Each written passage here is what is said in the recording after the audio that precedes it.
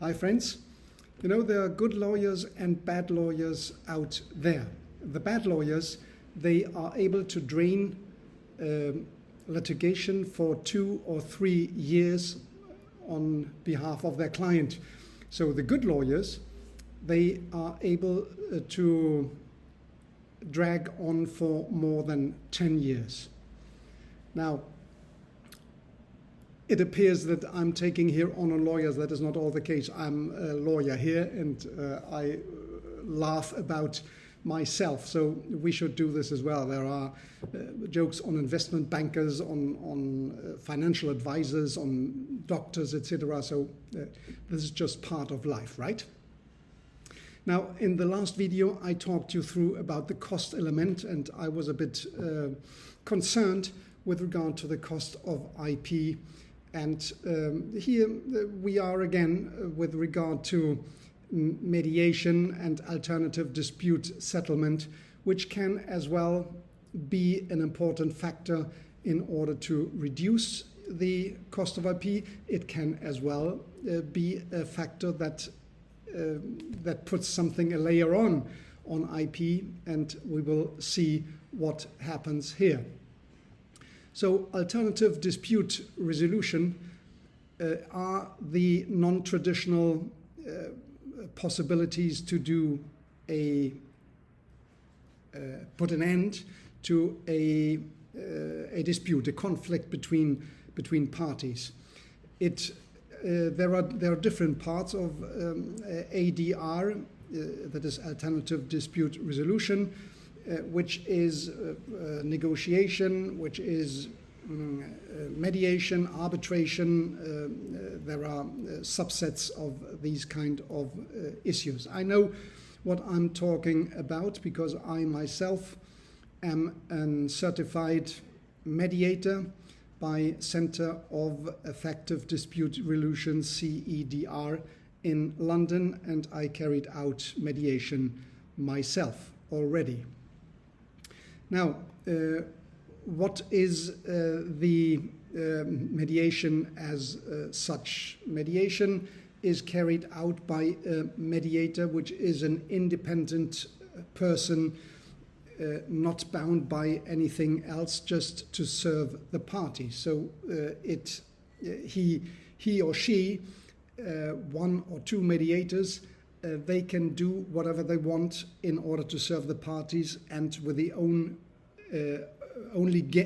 aim to settle the dispute with the consentment of the parties. So it is about the parties' consentment which is sought, and they can or they can refuse to sign an agreement at the end. So mediation is nothing guaranteed. It is a possibility which people have. Now, mediation is one thing, but let me go back when I was in court, a lawyer in court, and when I had a court hearing after the completion of the written proceedings, the first thing the judge proposed was a kind of settlement. He looked up the written proceedings, the arguments of one and the other, and he weighed against, well, I would, on the face value of what I've heard so far, so without the witnesses which may come afterwards. So I think this is a 50-50 case, this is an 80-20 case or whatever, and he would then propose to the parties, well, I see it like that. What do you think about it? And there was a bit of arguments. If one party was completely surprised by the 80-20 or by the 50-50 rule or whatever, then they would argue a bit about. But otherwise, they would say, okay, we will transmit to the party, because the party was normally not in court present. So the proposal was taken up by the lawyers of the parties, which then would take contact by written and indicating the proposal of the judge, and with a recommendation of the lawyer to accept or to reject that proposal, and some kind of reasoning why would the proposal to be rejected or to be accepted. Well, I think that was still, the written procedure put all the facts and, the evidences on the table, the witnesses which may witness one thing or may witness the other. So you have a kind of clear vision as a judge and on how, with their experience, on how that would end up. And if you would then accept that proposal, you will get off the table, and there was no dragging on for years. There's no second instance, there's no third instance, there's no witnesses, there's no expert, survey or expertise on one thing on the other. If it's, I don't know, it's an accident, so how the accident has happened, and so which is very expensive. So it was quite efficiently, and the judge is the first interested party. He doesn't need to have a judgment, so he get a highly efficient rate of settlement. So that is the first thing. Now, the mediation would be another thing. We have not a lot of tradition in Europe on mediation. There's a bit more on alternative dispute resolution in the common law jurisdictions like England, Ireland, perhaps US. Well, the costs are also much higher there, so they have a certain incentive to go for mediation. Now, mediation on IP, that is here our subject matter. Mediation on IP, we have what is called the IP mediation in EUIPO, and we have the same thing. Mediation is a possibility also in WIPO, WIPO in Geneva. It is a bit differently organized, but I will focus here naturally only on the EUIPO system, on the European system, on what we can offer as mediation, and if it is or it is not, that is up to you to judge. Afterwards, an alternative to be taken into consideration. Now, at what moment you can ask for mediation? Well, that is normally the case for the moment at EUIPO once you have introduced the ground for the appeal. So you need to be at the appeal stage in order to make it possible to ask for mediation and then suspend the appeal proceedings for the duration of the mediation. Is that a good thing? Well, I think it could be best made also on the opposition phase, opposition proceedings, but you already have something at the opposition proceedings. You have the cooling off. I told you about the previous video on the opposition proceedings and the possibility to opt into a cooling off period where the lawyers of the opponent and the defendant, they would negotiate on a settlement of the conflict, and they would also agree on a settlement of the fees of the different lawyers and the opposition fee, etc. So that is a possibility, and I told you that is a possibility which is taken a lot of advantage, or has been taken in the past at least a lot of advantage by the lawyers, but then when the opposition, the cooling off period in opposition proceedings was mandatory, so to say, now it is an opt-in, and it is not as straightforward for the lawyers to act upon it than at the moment when it was a mandatory cooling off period. Now, that is on the opposition proceedings. Now, you have an additional possibility. You can still negotiate and ask for suspension of the appeal proceedings, but you have an additional possibility, which is the mediation. Now, the mediator is the center person of the mediation, right? The EUIPO has some 20 certified mediators to choose from. There's a list on the EUIPO website where you can choose the appropriate mediator for your case. that could be language-wise, that could be experience-wise, that could be, well, you have the CV of the different mediators on the website, so you know exactly who you will choose or would be chosen. What is the experience you like? What are the language-wise possibilities he, she has? And so that is a possibility. So he's completely independent. It all starts by signing an agreement that you want to nominate XYZ commonly from the both parties as a mediator, or as two mediators if you want, one main mediator and one assistant mediator. And the mediator then would on the procedure, they would get the file from the appeal proceedings, which include all the previous file from the opposition proceedings, and they would go through the files of the appeal, and then they would ask you, the opponent and the defendant, to make a kind of summary statement, which is in that case only private to the mediator.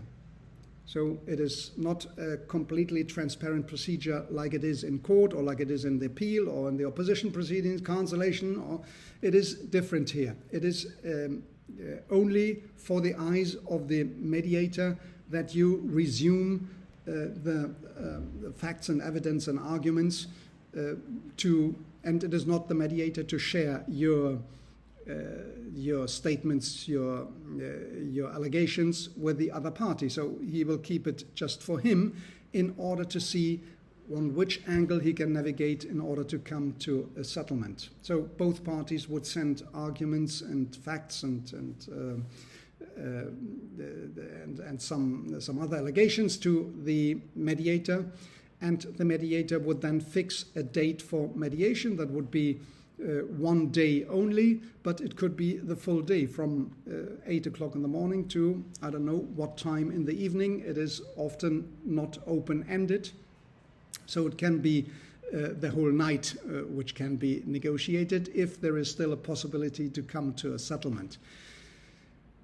So how is that done? It is done either in Alicante or in Brussels. EUIPO has premises in Brussels, so everybody has to move on to Brussels or to Alicante, and therefore it is being designed to settle in 1 day, profiting from the presence of the people, meaning the lawyers and the parties in either Alicante or Brussels. So on the day of the mediation, the mediator would typically ask an opening statement from the one party and open statement from the other party. They would simply discuss perhaps a bit about the one and the other, and then the mediator, with the information he previously received from the parties, would take a look at one party only, and the other party would be in the other room, and the other way around, would then proceed to talk individually to the other party, and perhaps afterwards, well, depending on how it goes, he would make a plenary meeting. He would like to see only the lawyers of both, or only the parties of both, or he would try to convince a possibility of settlement with one party only and see how it goes, and if it agrees, he would go to the other party and see what their feedback would be. And well, it is a sequence of individual or plenary meetings or side meetings or whatever you call it, depending on the ability of the mediator to process the information he gets from the parties and navigate to a settlement, well, as soon as possible, or if it is possible, or if it's not possible, well, if he sees at a certain moment there's no possibility to come to an agreement, he would just stop and that's it. Now, if their parties come to an agreement, the mediator would typically draft the agreement, the settlement agreement, would also include the cost of the parties within the agreement, and then the agreement, once it is signed by the parties would then direct submission to the boards of appeal by saying, well, we want to withdraw the appeal, or we reached a settlement, please do not make any decision on this case or so. So the appeal proceedings would not be carried out, and a settlement has been agreed. There's no appeal possible, and the parties, well, they come along again. So the one thing is important: the mediator is not only independent, completely independent from any direction from the office, from the boards of appeal. He is also bound by confidentiality agreement. So if the mediation fails, then the mediator cannot pass any information what has been said in the mediation proceedings to the members of the boards of appeal, to those who would decide on the appeal. So it is what's being said within mediation that rests there. It can't go out, and that happens. So that is very important concept, to which the mediator are bound 100%, and that is the trust-building exercise. So the mediator have to respect this, otherwise the parties would not trust in being open to the mediator.